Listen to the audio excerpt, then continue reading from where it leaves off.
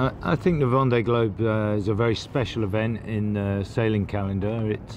It's one of the best known events in the world, and for a short-handed sailor, a solo sailor in particular, it's the very pinnacle of the sport. So it comes around every 4 years, and as a result you don't get many opportunities to compete in a Vendée Globe.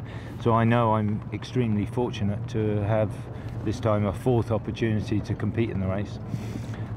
So it's a crazy event, single-handed, non-stop, without assistance around the world on crazy boats like Gamesa here, and the simplicity of the course and the objective is what attracts me to the event. Well, I've done the event. I've done every edition of this event since the year 2000. In 2004, I came third. And I led the race in the latter stages, so I was very close to success in this round the world race. In the last edition in 2008, with this boat, I led the race in the Southern Ocean and was dismasted. And after that, I was deeply disappointed, perhaps more than I ever really let on.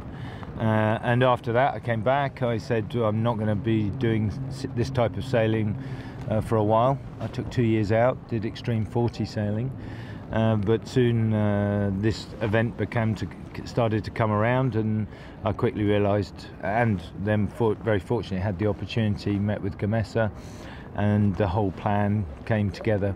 I'm delighted to be here. I think we've got a great boat. We've modified her, improved her, hopefully made her more reliable and faster, both at the same time.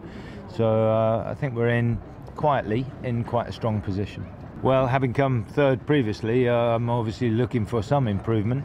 That doesn't give me a great deal of choice, but the reality is the one thing I have learned in all those previous editions is that to win the Vendée, first you have to finish the Vendée.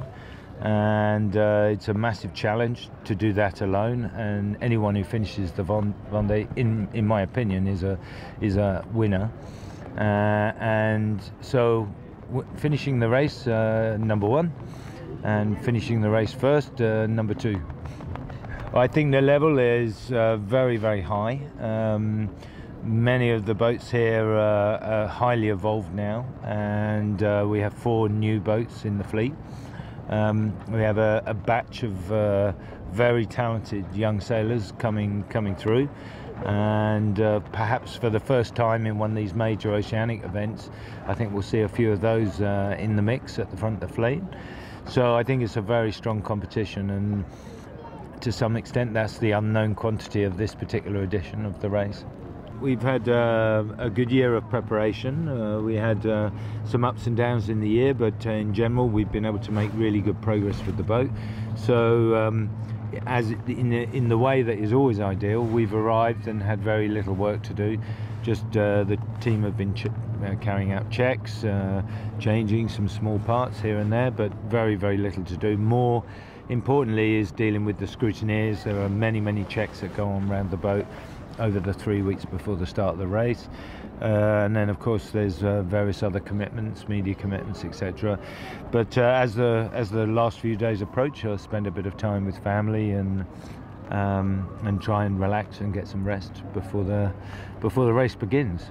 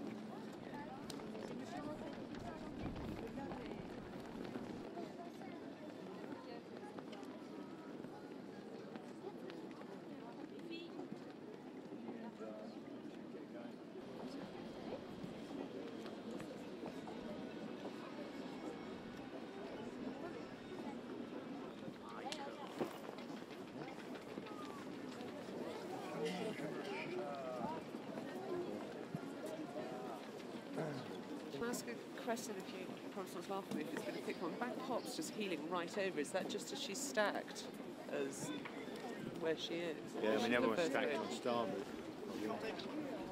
Or possibly they've got a little bit of keel on, I don't know why. But most boats probably are stacked. Right over. I mean we're stacked. So, Probably just level the boat out with the kid. There's no reason for good swing. Put the keel where you want it, so you can always have to let that.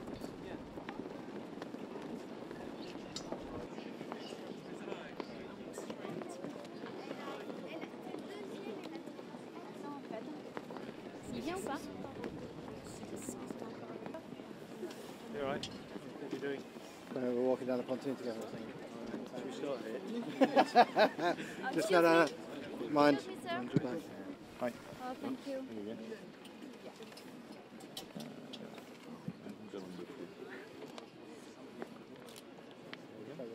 Thank you.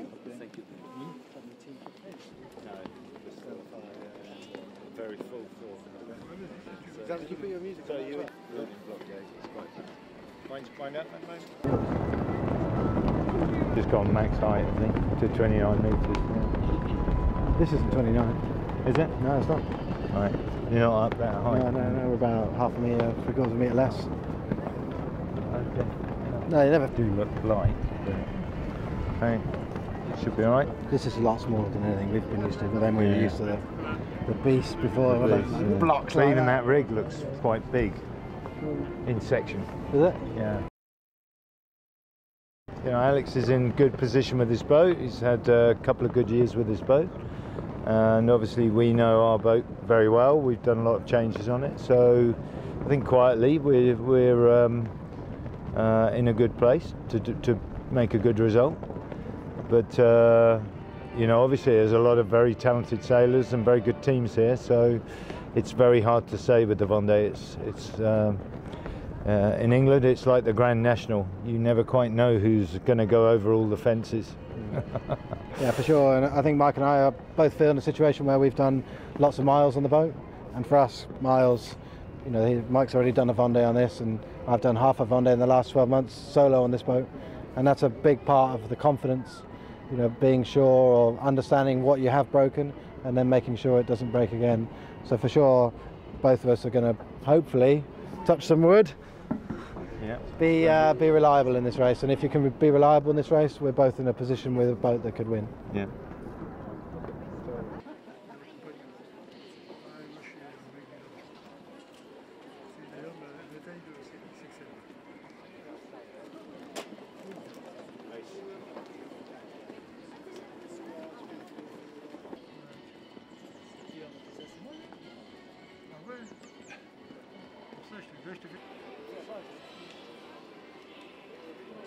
It is Brian.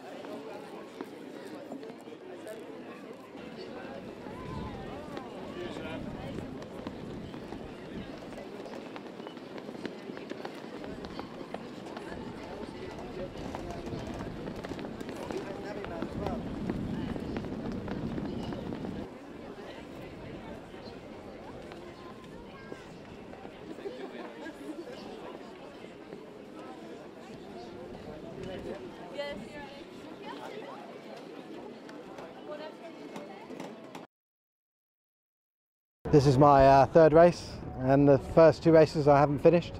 I nearly didn't start the second race. So you know, the reason we're here is because it's the hardest sporting challenge that exists in the world today, and that's a big reason why we want to do it. We also feel we've got a great boat, a great team, and you know, possibly a chance of winning. You know, for me, the important things personally about the race are the challenge and the competition. They're the two key things. Without either of those two, I wouldn't be interested.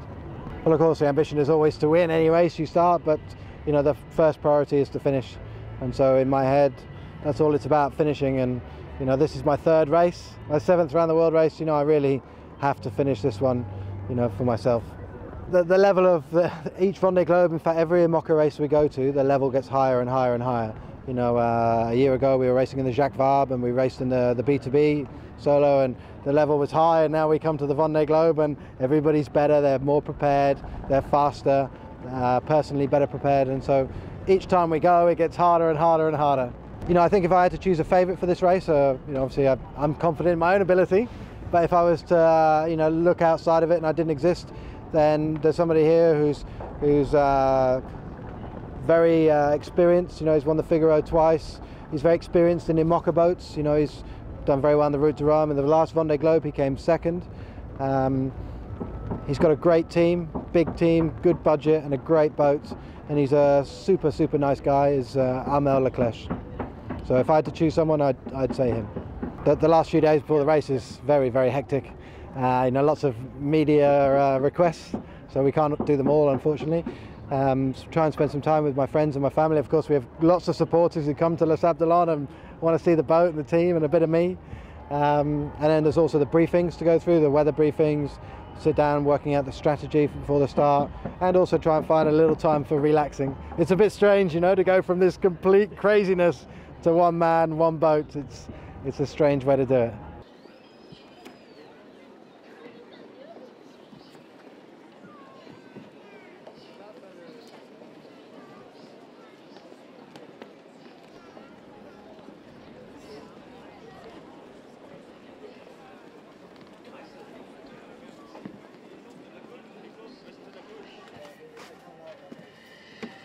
Yeah, exactly. Never heard of it.